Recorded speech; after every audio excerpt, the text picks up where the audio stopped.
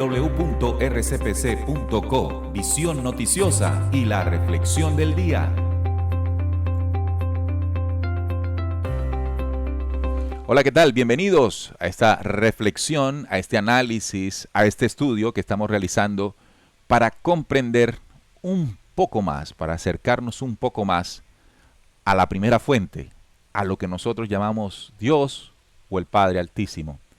Y hemos utilizado en estas 2 últimas semanas un documento o una herencia de conocimientos de una civilización o raza central que nosotros o se hizo conocer como los Windmakers. Y analizamos sus 3 documentos, mi mensaje central, mi revelación central y mi propósito central. No todos, pero sí puntos interesantes del mismo. Invitamos a ustedes para que si quieren leerlo completo, pues lo puedan descargar de nuestra página. ¿Cuál es la página? Preguntarán. rcpc.co, en el menú, biblioteca, ahí están. Pero hoy vamos a tocar otro documento que hemos estudiado en anteriores oportunidades, pero vamos a estudiar la parte que hoy nos llama la atención. Se trata del libro secreto de Juan y vamos a leer cómo define este libro al Padre Altísimo, a Dios, o como le llaman los Windmakers, la primera fuente. Está desde el capítulo 2. Leamos, estudiemos. Cuando le pregunté si podía comprender esto, él me dijo, preguntando sobre el reino eterno. Y esta revelación habla de esa primera fuente. El uno es un soberano que no tiene nada sobre él. Es Dios y Padre de todos. El uno invisible que está sobre todo, que es imperecedero, que es luz pura que ningún ojo puede ver. Se parece una partecita de un evangelio canónico, ¿no? Luz pura e inconmensurable que nadie ha podido ver. Es el espíritu invisible, aquí le denomina de una manera especial al Padre Creador. Es el espíritu invisible. Uno no debería considerarlo como un Dios, o igual que un Dios, pues es más grande que un Dios, porque no tiene nada sobre él y ningún Señor sobre él. No existe dentro de nada que sea inferior a él, ya que todo existe únicamente dentro de él. Esta partecita la habíamos estudiado en los Windmakers. También la habíamos estudiado en ese discurso que hizo Pablo a los atenienses, del Dios no conocido, cuando decimos que estamos dentro de él. Y ya que todo existe únicamente dentro de él, estamos en un útero, en un vientre dentro de él. Es eterno toda vez que no necesita nada, porque es absolutamente completo. Nunca ha carecido de nada para ser completo, sino que siempre ha sido absolutamente completo en la luz. Es ilimitable toda vez que no hay nada que él o que lo limite. Es insondable toda vez que no hay nada ante él que lo sondee. Es inconmensurable toda vez que no hay nada ante él que lo midiera. Es insobservable, no se puede observar, toda vez que no hay nada que lo haya observado. Es eterno y existe eternamente. Es inexpresable toda vez que nada podía comprenderlo para expresarlo. Es innombrable, no tiene nombre. Usted que anda preguntando, ve, ¿y cómo es que se llama Dios? Es innombrable, no tiene nombre. Toda vez que no hay nada ante él que le nombre. O sea, para que tenga nombre tiene que haber algo antes de él que le dé nombre. Es la luz inconmensurable, pura, santa, brillante. Es inexpresable y es perfecto en su inmortalidad.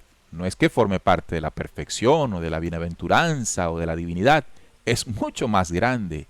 No es corpóreo ni incorpóreo. No es grande ni pequeño. Es imposible decir cuánto es o qué clase es, pues nadie puede comprenderlo. No es una entre muchas cosas que existe. Es mucho más grande.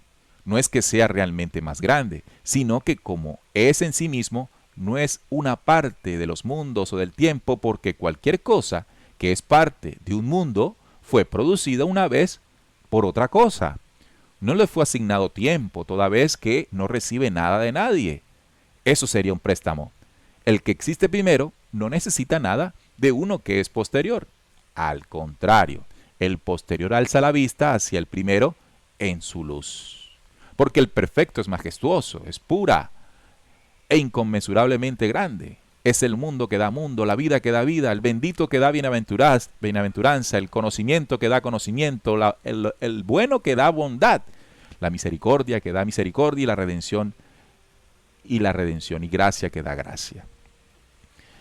Esto que acabamos de leer va en mucha consonancia, en mucha resonancia, en mucha igualdad con lo que estudiamos de los Waymakers. Si usted lee los Waymakers, lee estos primeros capítulos del libro secreto de Juan, entiende que se está hablando del Padre Altísimo, del verdadero, del que no podemos considerar como corpóreo, porque no es corpóreo, porque no es grande, porque no es pequeño, porque no es alguien, porque no tiene nombre. Sin embargo, luego de haber estudiado los Waymakers y hoy, viernes, cerrar con el tema del libro secreto de Juan, podemos llegar a una conclusión. La conclusión de este estudio es el siguiente. El Dios en que cree la humanidad, escuchen bien, el Dios en el que cree la humanidad o la mayoría de los seres humanos no existe.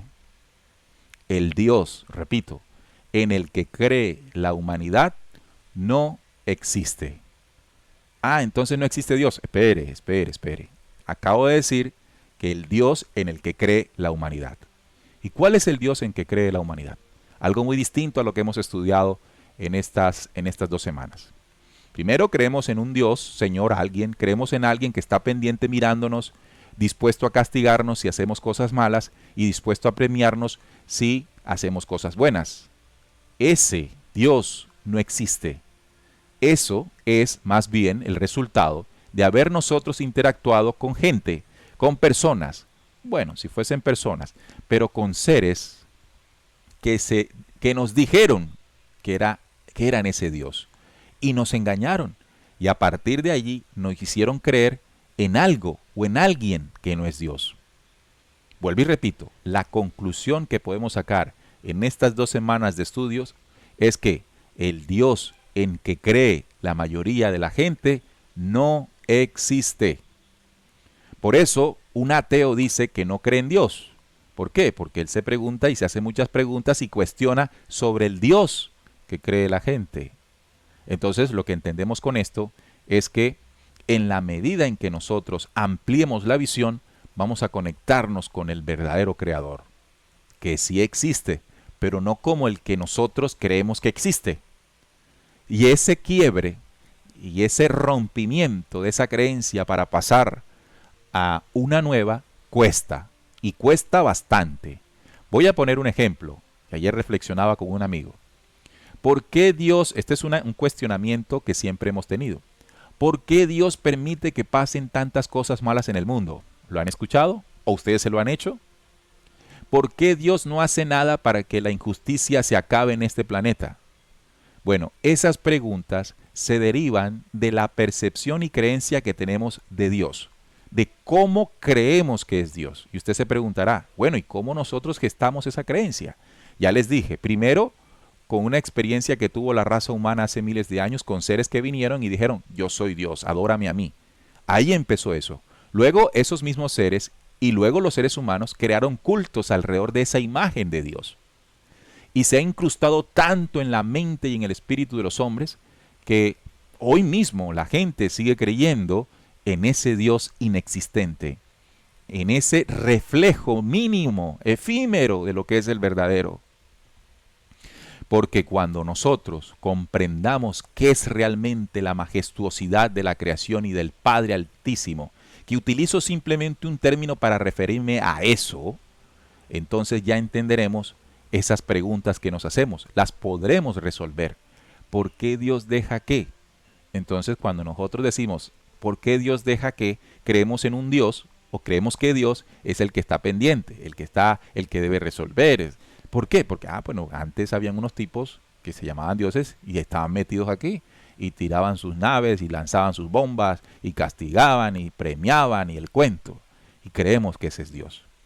Cuando ya desaparecen esos personajes, nos preguntamos, entonces Dios nos dejó. No, no es así.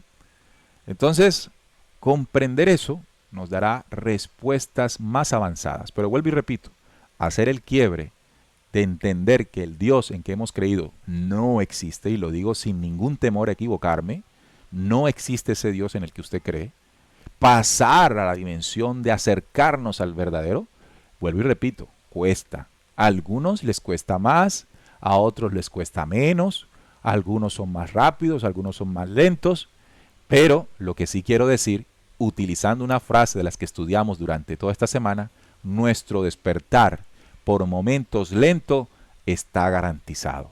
Eso me da la tranquilidad que es el mismo proceso y las mismas experiencias las que nos van sacando de la ignorancia.